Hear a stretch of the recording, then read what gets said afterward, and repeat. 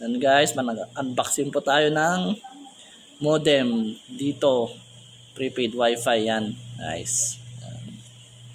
Yan. Una, explain muna natin.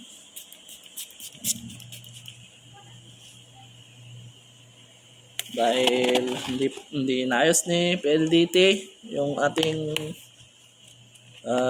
fiber line, isang buwan na mahigit walang internet, kaya bumili na tayo ng prepaid wifi para makagamit tayo ng internet. Ayan, hirap po kasi nung walang internet. Ayan. Ayan guys,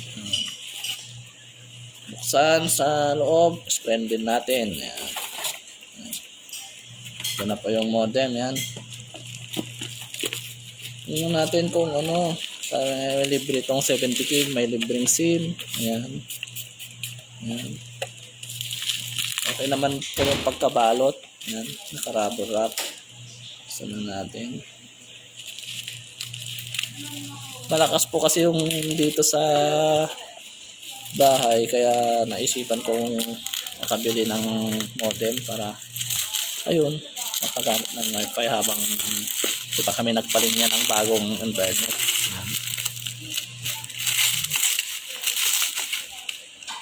Wala ulit usata. Huwag ko ni inay. Ayan guys.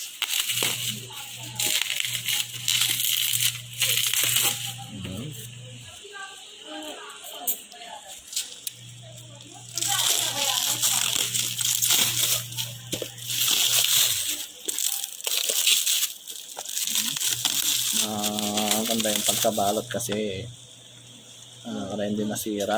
Yan, natin.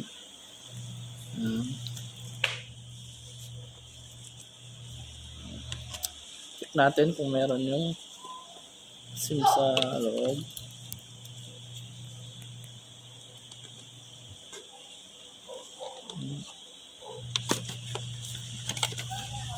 Yan, ito po yung SIM. Pero check natin kung nasa loob ng ano, yung SIM niya. Yan, yung manual. Tapos warranty information. Yan. Ito yung wifi modem prepaid. Yan guys. Ito na po yung SIM, nakaano na po yan. Yan. Ano na po yung SIM ngayon. Check natin. Yan. Date ng ano, pero maganda po ito. Yan. Ito po yung kanyang internet cable. Yan. Ito po yung saksakan niya. Yan guys. Ngayon, tetesting po natin siya. Yan. Hindi ko pa alam kung na-register na po siya, pero check po natin siya. Ano, gagawin mo natin itong mga ano para malinis. Yan. Saksak po natin.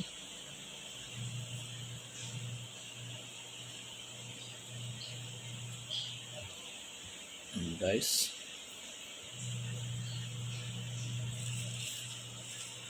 Pause mo muna. Wait. Ayan guys, naisaksak na po siya. Ayan, saksak po natin sa kanya dito po.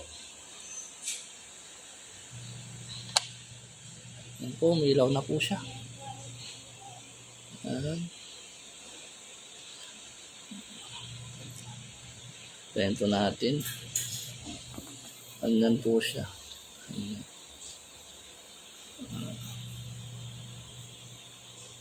Guys, tingnan natin ano wifi niya. May libre po yan na 70 gig. Ayan guys, di ko po alam kung na-register na, pero alam ko i-register muna yan at i-download natin yung app para makita natin yung libre na 70 gig niya. Ayan guys, at maraming salamat. Bless yan. Okay na.